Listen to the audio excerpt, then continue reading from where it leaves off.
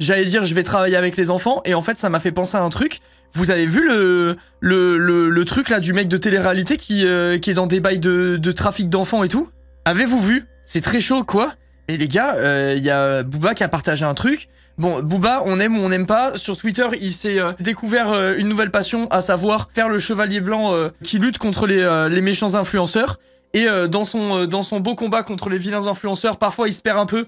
Il essaie de mettre des sauces à des gens qui méritent pas forcément, mais parfois il met des sauces à des gens qui méritent vraiment de fou. Ou alors, enfin, j'allais dire qu'ils méritent pas forcément. En fait, il y a pas de fumée sans feu. Tu vois, les gens qui essayent de mettre dans la sauce, il y a tout le temps une raison, mais c'est juste que parfois c'est un peu l'hôpital qui se fout de la charité. Genre, j'ai vu il y a pas longtemps, il a tiré sur Mr V par rapport au NFT, alors que Booba il avait mis en avant un projet NFT exactement pareil. Mais bref, c'est pas le débat. Parfois, il essaie de mettre dans la sauce des gens qui soit qui méritent pas, soit qui sont comme lui, donc c'est un peu un CSC. Mais par contre, parfois, il met en lumière, par exemple, je sais plus comment elle s'appelle, la meuf qui est du milieu de la télé-réalité, qui gère plein de gens, je crois que c'est Berda ou un truc comme ça. Bref, oui c'est ça, Magali Berda, j'avais Nathalie en tête, je sais pas pourquoi. Magali Berda par exemple, et là récemment, tu sais comment il s'appelle? Dylan quelque chose, je crois. Je suis pas trop calé télé-réalité les gars, mais genre, en gros... le fameux Dylan, apparemment, il serait dans des délires de trafic d'enfants. Il a partagé récemment des vocaux genre du mec qui était en mode ce que je peux faire c'est que quand je pars en Afrique m'occuper des enfants et tout ça, je pars avec un faux passeport d'une enfant noire, et comme ça quand je reviens avec une enfant noire que je fais passer pour celle sur le passeport, et je la vends 100 000 balles. C'était un peu le délire, tu vois, genre je vous déforme un peu le propos pour que tout rentre dans une phrase, mais en gros c'était à moi pour 100 000 euros je peux aider des familles à adopter. En gros c'était ça le postulat. Il disait c'est une double bonne action parce que 100 000 euros il trouve une famille, enfin je trouve une famille donc la famille est contente, et en plus de ça l'enfant trouve une famille, donc voilà.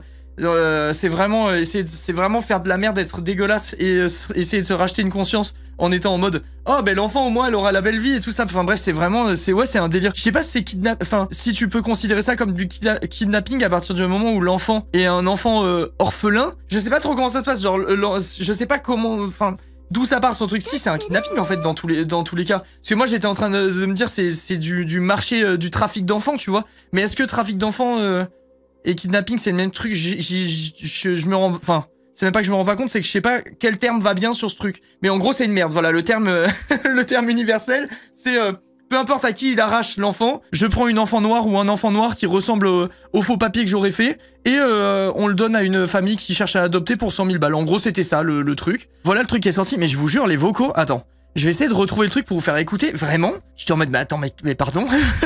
C'est quoi cette merde? Je crois que c'est là-dedans. Ouais, tu sais, Jazz, elle m'avait écrit la dernière fois... Je connais pas bien l'histoire, mais là où je travaille, j'ai reçu pas mal de personnes victimes de traite humaine dès l'enfance. Ça existe encore beaucoup trop. Enfin, mec, moi je vis dans le monde des bisounours, les gars. Moi, pour moi, ça existait plus, ça. Enfin, pas ça existait plus, mais genre, je vous jure, j'ai même pas une seconde, j'y ai pensé dans ma vie. Genre, je me disais...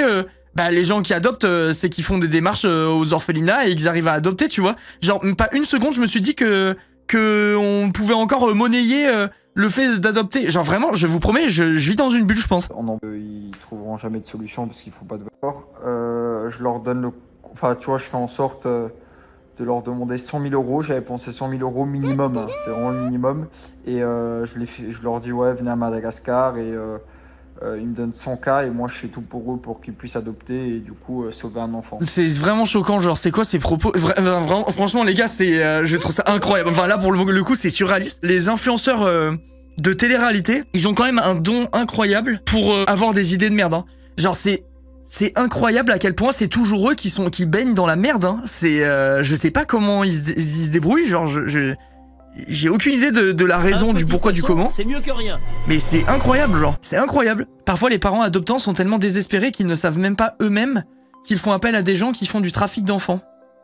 Mais je vous jure que quand j'ai vu le truc, j'ai pété les plombs, je me suis dit, mais c'est quoi, genre? D'où ça sort? À quel moment? Déjà, à quel moment t'as l'idée de faire ça, genre? Et même le fait qu'ils soient en mode, comme ça, je me fais 100 000 euros et en plus, l'enfant trouve une famille, c'est vraiment...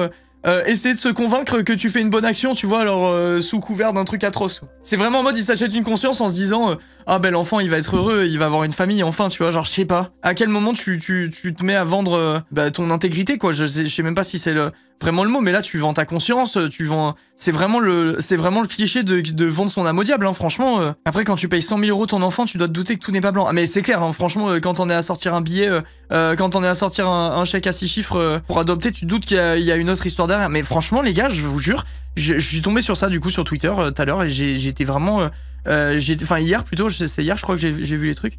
Ça m'a vraiment choqué quoi, et ça m'a amené à me questionner sur pourquoi tous les influenceurs issus de télé-réalité font toujours de la merde quoi. Après il y a certainement des exceptions qui confirment la règle, tu vois, il y a sûrement des gens qui sont réglo et qui eux-mêmes s'offusquent enfin des gens de la télé-réalité, je veux dire, qui eux-mêmes s'offusquent un peu des pratiques de leurs compères.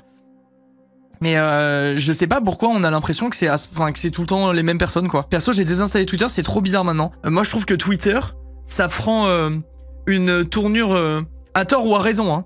Mais tu sais, on est vraiment dans la chasse aux sorcières tout le temps. Je dis pas que c'est une mauvaise chose, mais je trouve qu'en tant que consommateur, tu sais, de l'app, quoi, je trouve en fait, tu te retrouves à scroller, à être tout le temps confronté à un truc hyper anxiogène.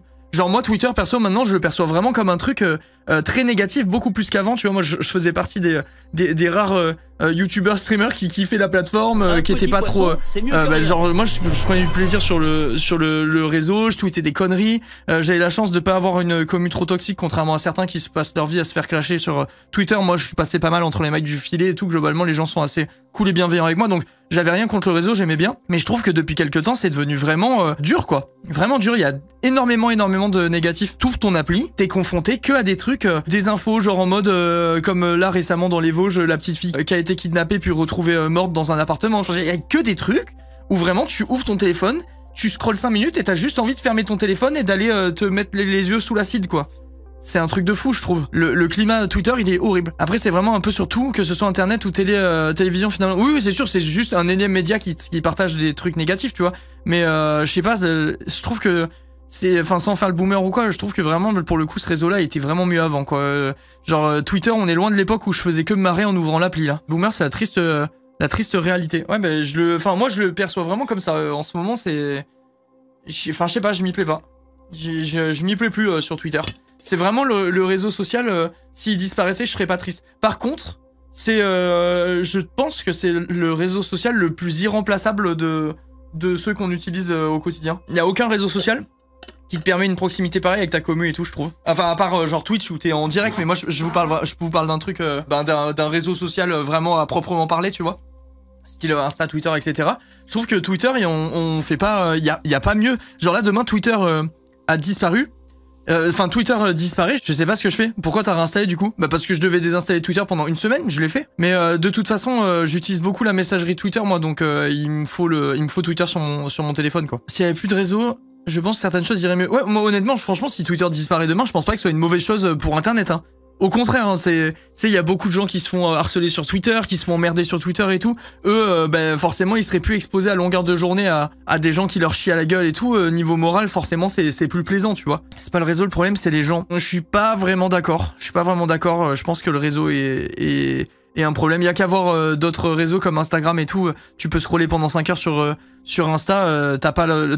Tu ressors pas avec un sentiment de négativité comme ceux que tu peux retrouver sur Twitter par exemple, hein. Moi je pense qu'il y a aussi un truc il y a un truc aussi autour du réseau, que ce soit autour de son algorithme, autour de la façon, enfin de ce qui est autorisé de publier dessus, ce genre de truc, tu vois. Genre hier j'ai vu un post en commentaire d'un truc, je crois que c'était un truc de Booba d'ailleurs en fait. Il y a eu un tweet de Booba où il y a un mec qui a répondu, un gars de télé-réalité aussi, tiens, pour changer, qui s'appelle Laurent. Je sais plus. Je crois que c'est Adé Laurent, c'est ça, Adé Laurent.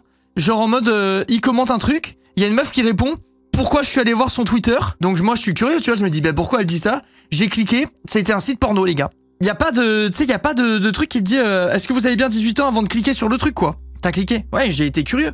Mais genre là, demain, un gamin qui utilise Twitter, je crois que Twitter c'est à partir de 13 ans, il peut être face à de la pornographie sans aucune vérification de la part de Twitter. Ça c'est chaud en vrai, hein.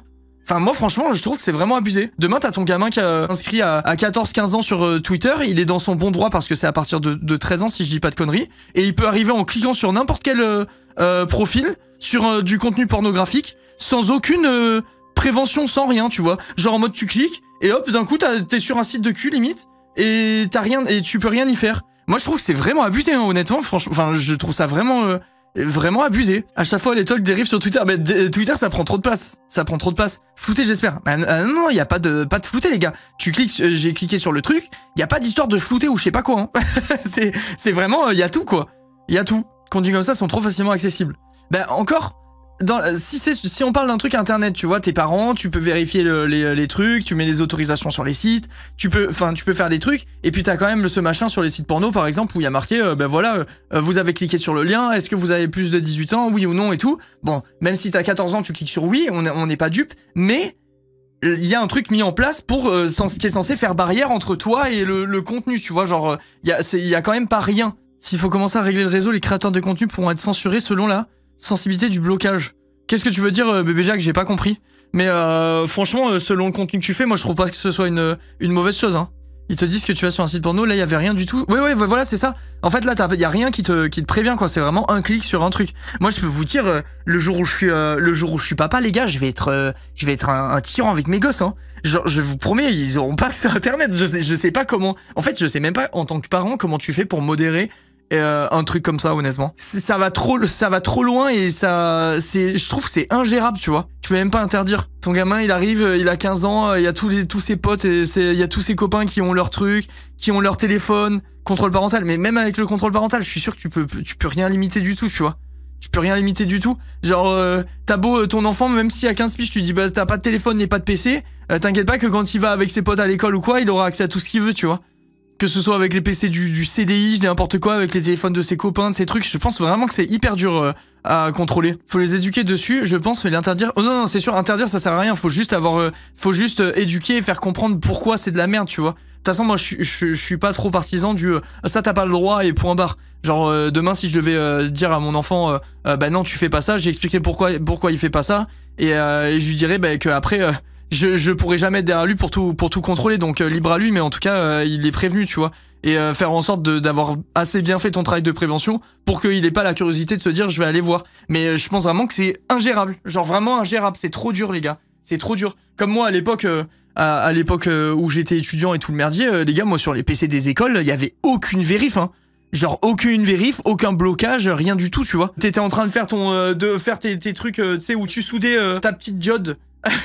le plus avec le moins avec le plus ou je sais pas quoi, avec ton fer à souder, et t'avais Michel qui te faisait et qui tournait son gros écran de la classe en 3ème pour te montrer la grosse paire de loges qu'il a trouvé sur Google Images, tu vois. Genre, il y a aucun moment où c'est vérifié ce genre de truc. Eva qui dit le problème c'est qu'avec internet et tout ce genre de trucs graves comme Dylan, c'est en train d'être banalisé. En vrai de vrai, je pense pas, ça sera pas banalisé. Et je pense pas que le monde soit assez fou pour banaliser du trafic d'êtres humains, honnêtement. J'y crois pas, tu vois.